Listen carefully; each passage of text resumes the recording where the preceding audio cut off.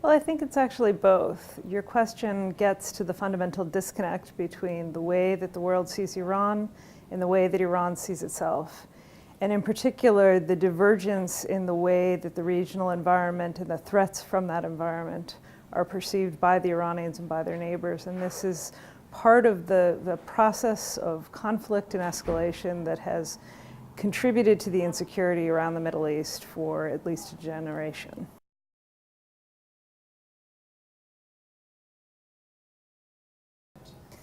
There are a number of, I think, core factors that shape Iran's approach to the world, and in particular are most present in the way that it approaches the region.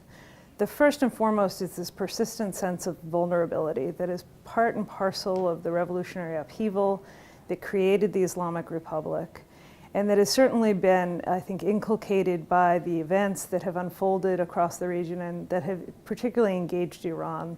The most important of those is the Iran-Iraq War, the 8-year conflict that for the Iranians was not simply just a state-to-state conflict, but in fact a war perpetrated, orchestrated, and collaborated by the entire world, and in particular superpowers like the United States, against the Islamic Republic as a means of trying to eradicate Iran's influence and the Islamic Revolution itself.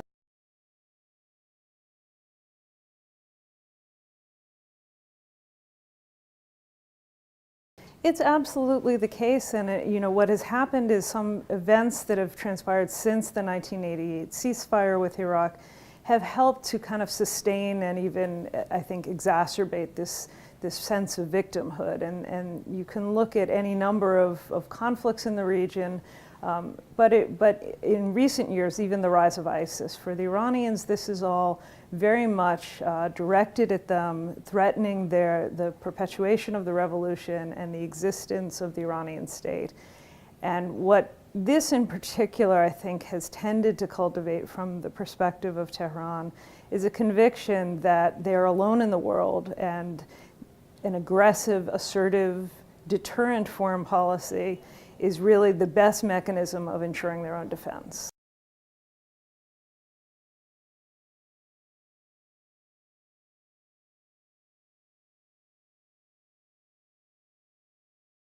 I think Iranians don't think of themselves as imperialists. They certainly do think of themselves as the predominant power in the region, the most populous state, at least in the northern Gulf, the country that has a sense of historic significance across the region, a great culture, a great civilization, and a powerful economy.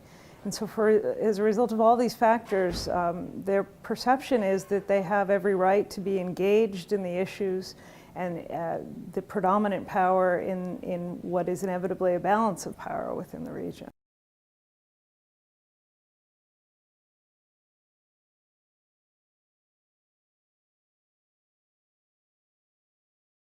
It is, and I think this is really the kind of third element of the drivers of Iran's foreign policy. So we talked a little bit about the sense of vulnerability and victimization, about the imperial history and dynastic ambitions of Iran.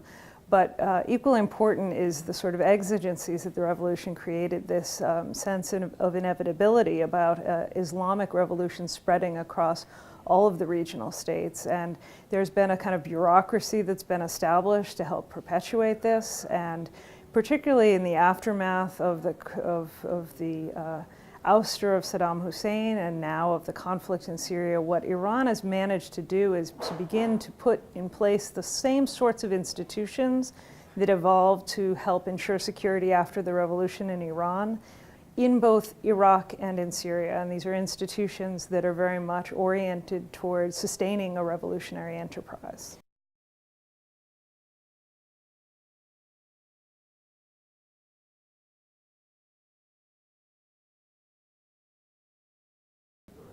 I think that's very true. Iran is very much an opportunistic power, and I think if we had not seen the sort of drastic change that took place with the removal of Saddam Hussein and the power vacuum that emerged in his absence, Iran's influence had always been curtailed naturally by the ethnic and strategic differences that existed with its neighbors. But in the presence of a power vacuum in Iraq, and then over the course of the past 6 years in Syria, the Iranians have moved in assiduously to fill that vacuum.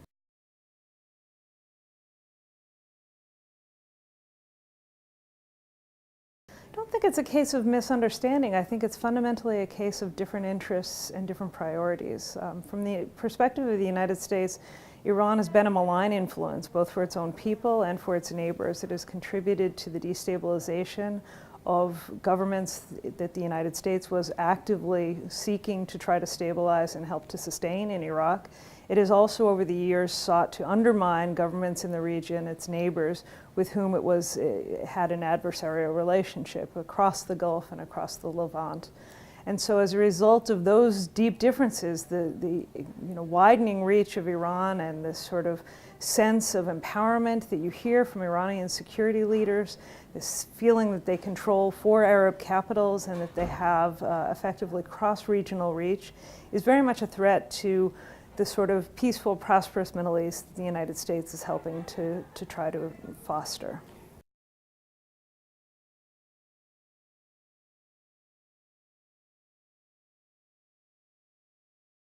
Well, I think, this is a complicated question because unfortunately, we don't have real reformers in power in Iran today.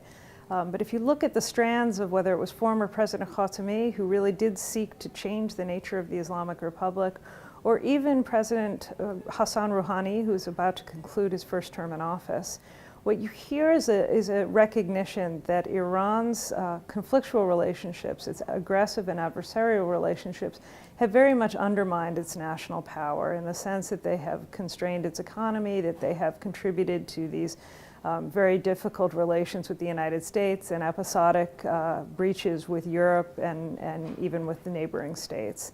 And they recognize that, in fact, for Iran to grow and thrive, that Iran needs to be a constructive force in the region.